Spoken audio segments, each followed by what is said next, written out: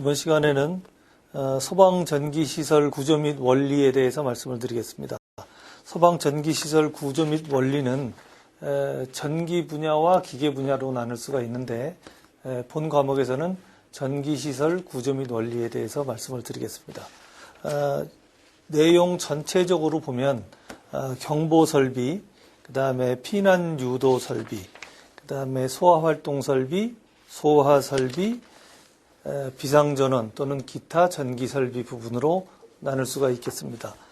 내용 전체적으로 보면 경보설비 파트가 가장 많은 비중을 차지하고 그 다음에 피난유도설비, 그 다음에 소화설비, 소화활동설비 순이 되겠습니다. 그래서 여러분들이 경보설비 부분에 대해서 자세히 이번 시간부터 알아보는 그런 내용이 되겠습니다.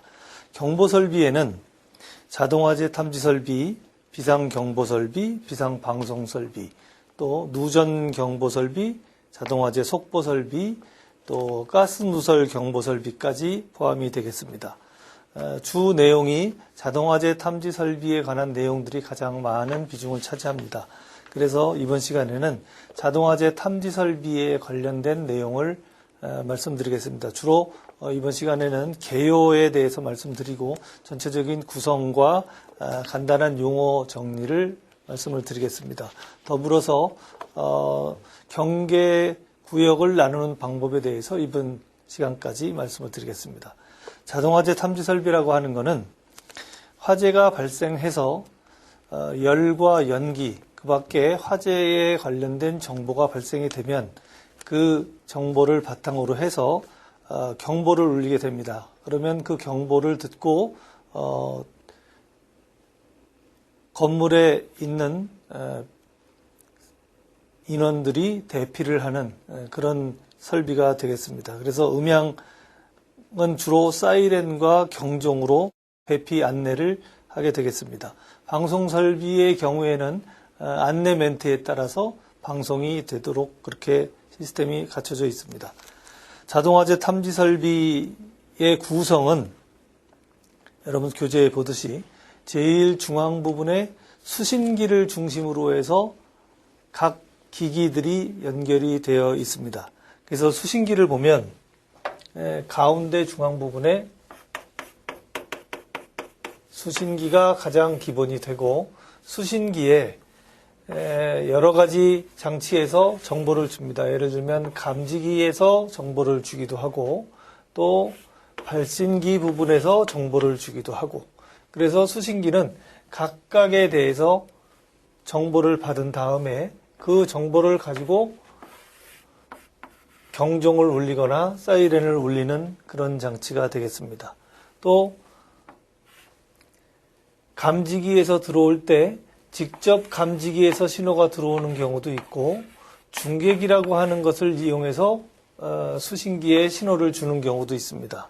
그리고 기타 다른 설비들이 붙어 있어서 수신기에서 각각에 대한 정보를 받은 다음에 다른 기타 설비에 연동을 시킬 수 있는 그런 신호를 발생시키기도 합니다. 그래서 이 전체가 자동화재 탐지 설비의 내용이 되겠습니다. 그래서 경종은 주경종과 지구경종으로 나누어서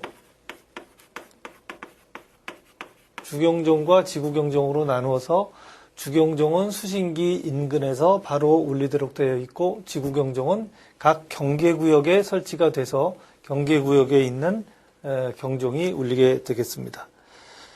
자동화재 탐지 설비에 대한 용어가 국가화재안전기준에 명시가 되어 있습니다. 그래서 용어를 보시면 우선 크게 경계구역, 수신기, 중계기, 감지기, 발신기, 시각경보장치, 거실 이런 용어들이 쭉 나열이 되어 있습니다. 그래서 각각의 내용을 보면 경계구역이라고 하는 것은 소방 대상물 중에서 화재 신호를 발신하고 그 신호를 수신 및 유효하게 제어할 수 있는 구역을 말한다. 해서 한 개의 경계 구역이 한 담당 구역이라고 생각을 하시면 되겠습니다. 수신기는 제가 말씀드린 대로 감지기나 발신기 등에서 신호를 직접 또는 중계기를 통해서 수신한 다음에 그 신호에 의해서 경종이나 사이렌 등을 통해서 경보하여 주는 그런 메인 장치가 되겠습니다. 중계기라고 하는 것은 발신기 또는 감지기 또는 어떤 전기적인 접점 등의 신호를 받아서 수신기와 연결을 시켜주는 그러한 장치가 되겠습니다. 감지기는 여러분들 잘 아시는 바와 같이 열감지기 또는 연기감지기, 또 불꽃감지기, 또 외국에서는 가스 형태의 신호를 감지를 해서 가스 감지기도 화재 감지기에 일부 포함되는 경우가 있습니다. 발신기라고 하는 것은 자동화재 탐지 설비에서 발신기는 사람이 직접 화재를 발견하고 신호를 수신기에 전달하기 위해서 누르는 장치가 되겠습니다. 그래서 수동으로 발신하는 장치를 발신기라고 합니다. 시각경보장치가 특별히 별도로 또 나와 있는데, 시각경보장치는 청각장애인이 시각적으로 화재의 상황을 알 수 있도록 경종이나 사이렌 소리를 들을 수 없기 때문에 청각장애인이 시각적으로 그 정보를 알 수 있도록 별도로 준비해 놓은 경보장치가 되겠습니다.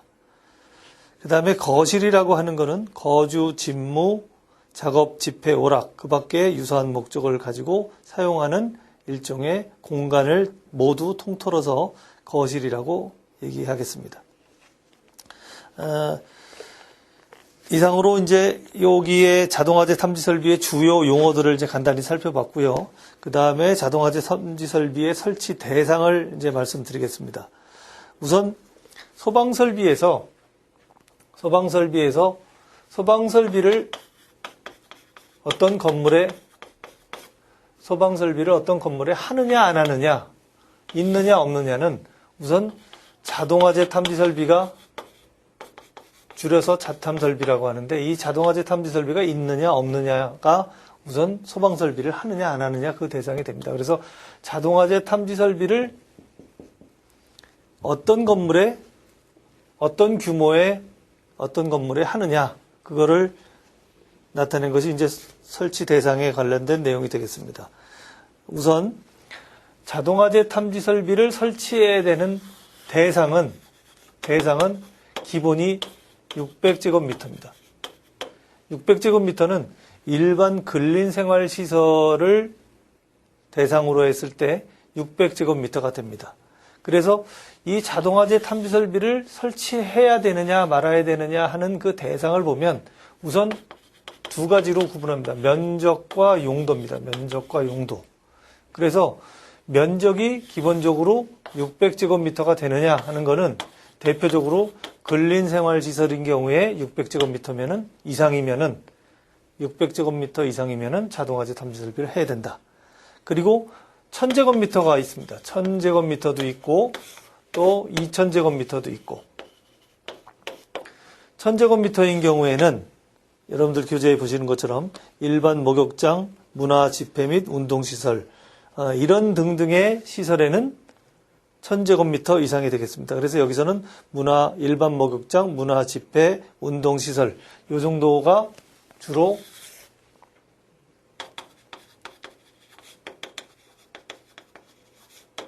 이 정도가 주로 1000제곱미터고, 교육, 종교시설인 경우에는 2000제곱미터 이상인 경우에 그 자동화재 탐지 설비를 해야 된다, 그렇게 되어 있습니다.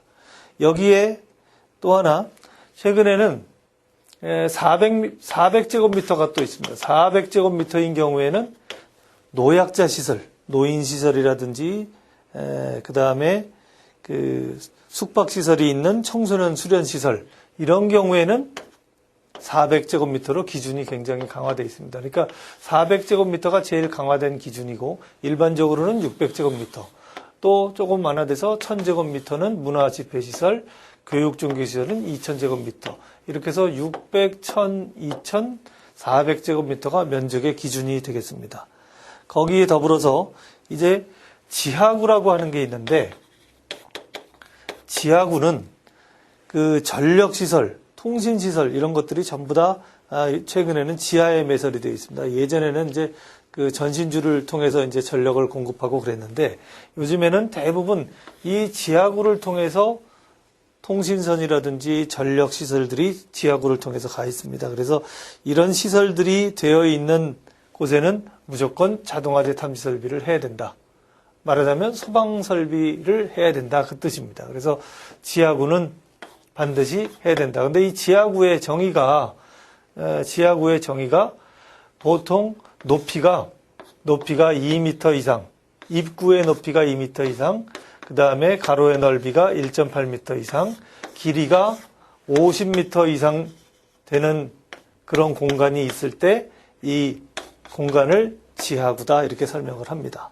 그래서 그것도 확인을 해주시고, 그 다음에 터널 같은 경우에는 길이가 1000m 이상인 경우에 자동화재 탐지 설비를 해야 된다 이렇게 되어 있습니다. 그래서 여러분들이 내가 지금 이 건물을 지어놓고 이 건물에 자동화재 탐지 설비, 소방시설을 해야 되느냐 말아야 되느냐, 자동화재 탐지 설비를 설치를 해야 되느냐 말아야 되느냐 하는 것을 따질 때는 면적과 용도에 따라서 각 기준이 정해져 있다. 그래서 이 기준에 이상이 되면은 자동화재 탐지 설비를 해야 된다. 즉 소방시설을 해야 된다. 이렇게 생각하시면 되겠습니다.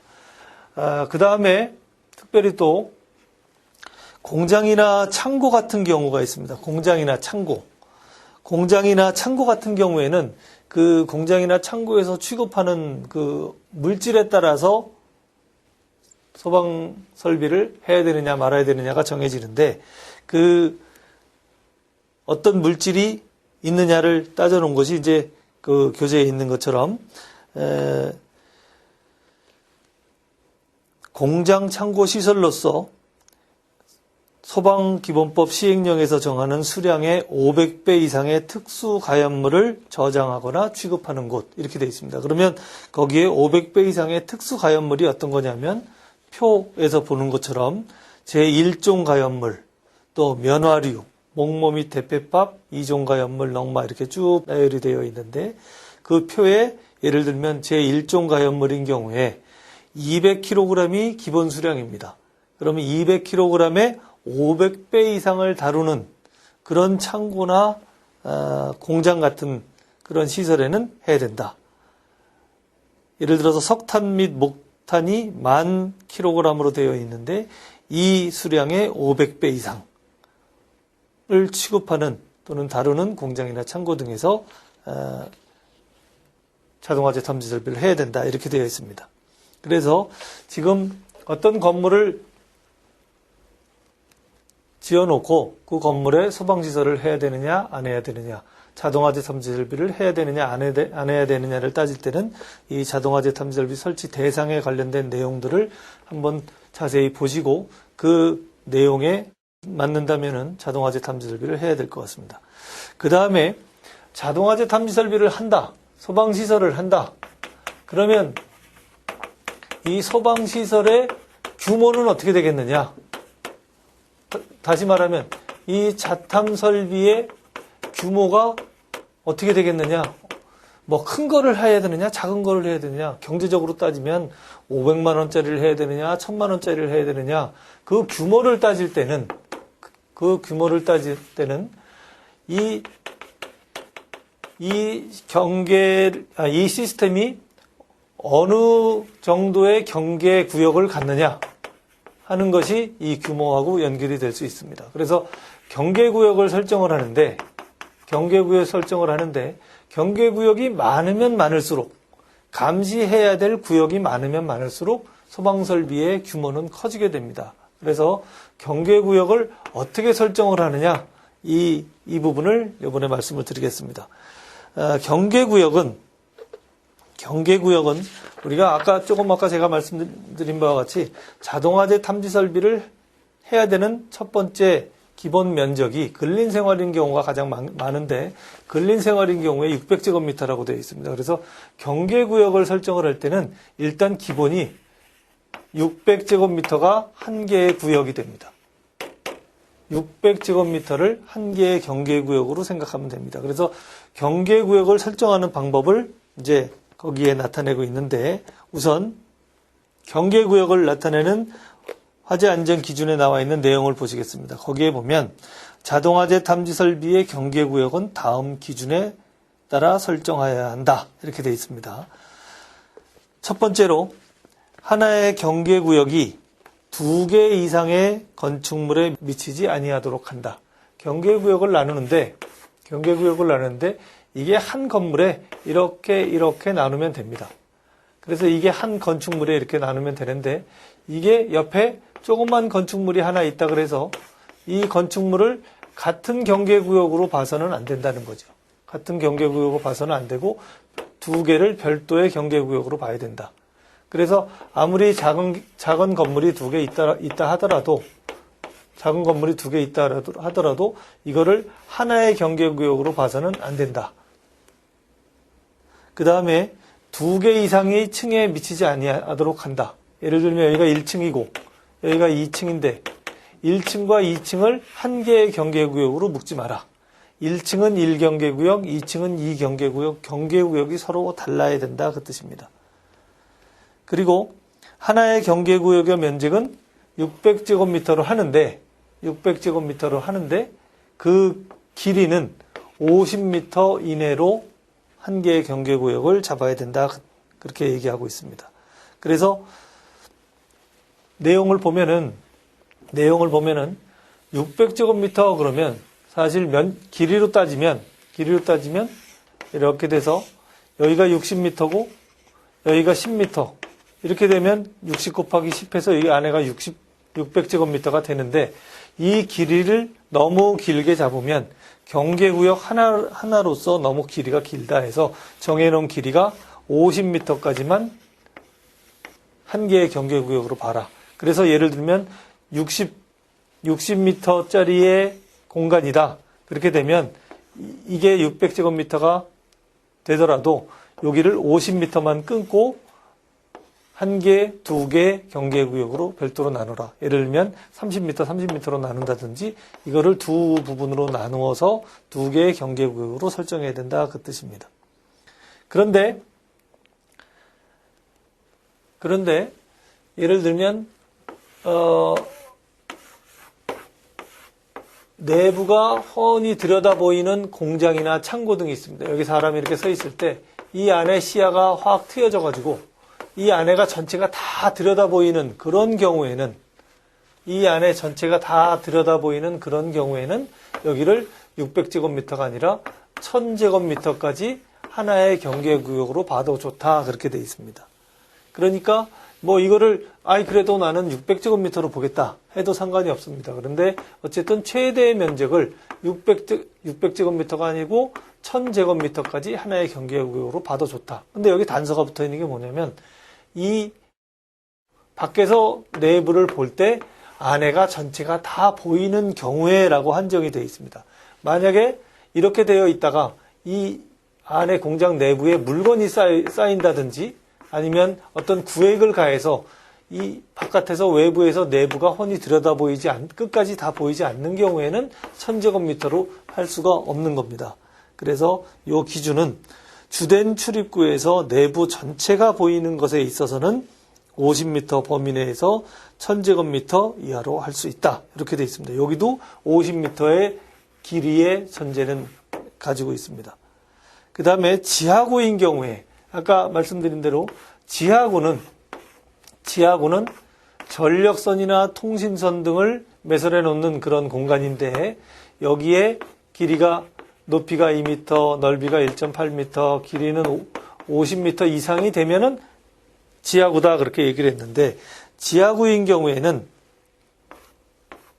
하나의 경계구역을 길게 이루어져 있기 때문에 하나의 경계구역을 700m를 하나의 경계구역으로 본다 이렇게 되어 있습니다. 그러니까 700m를 한 개의 경계구역으로 보고 또 그 다음 1경계구역, 2경계구역 이렇게 나눠서 가시면 되겠습니다.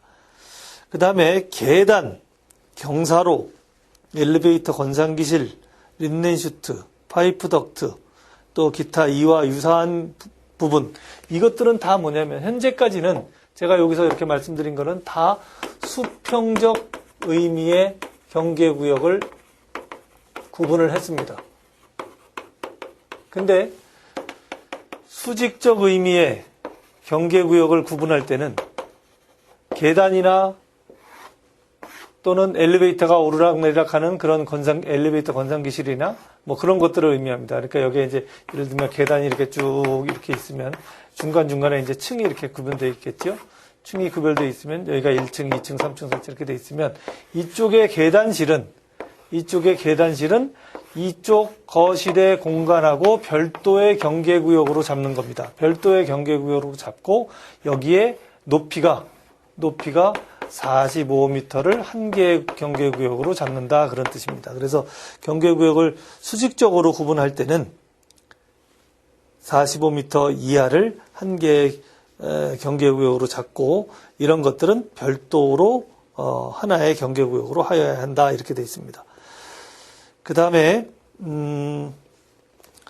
세 번째 보면은 외기에 면하는 부분에 대해서 상시 개방된 부분이 있는 창고나 주차장, 차고 이런 부분은 외기에 면하는 부분으로부터 5m까지는 면적 계산에 넣지 않는다. 다시 말하면 그 아파트 주차장 같은 데 간혹 그런 게 있는데 주차장 입구가 이렇게 돼 있고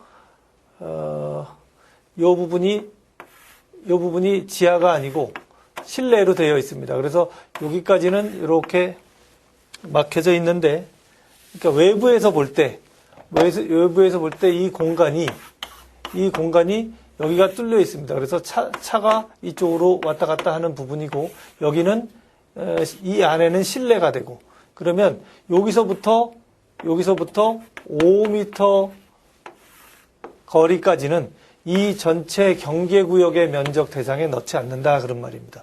그러니까 이 바닥 면적을 전체 계산해야 되는데 바닥 면적 전체를 계산을 해서 이 바닥 면적 연면적에 따라서 그 경계구역을 나눠야 되는데 600제곱미터 뭐 이렇게 해서 나눠야 되는데 여기 면적의 5m 부분까지는 이 전체 면적 바닥 면적을 계산할 때 안 넣어도 된다.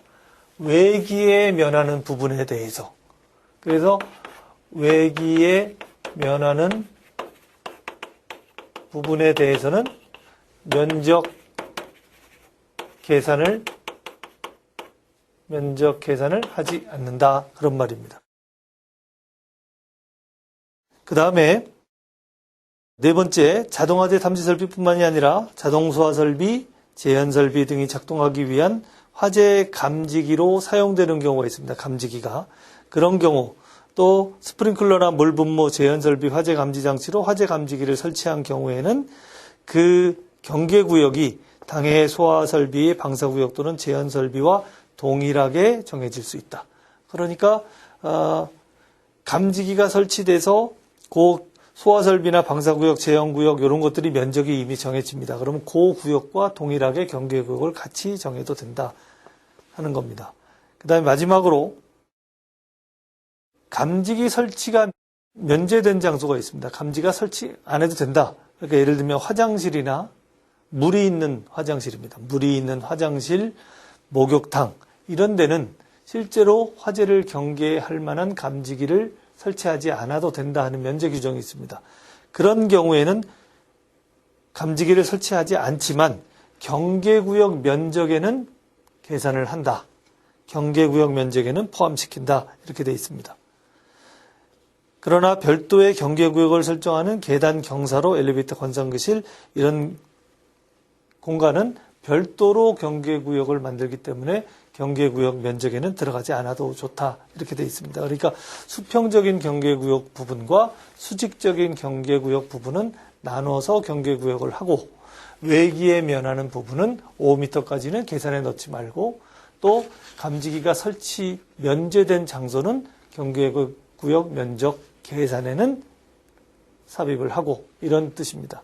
그래서 지금까지 자동화재 탐지 설비의 구성 요소, 또 그 다음에 설치 대상, 그 다음에 경계구역을 설정하는 방법, 이 부분에 대해서 말씀을 드렸습니다. 이 부분이 명확하게 기억이 돼야 다음에 어떤 소방설비를 설치할 때의 규모라든지 방향이 설정이 될 것 같습니다.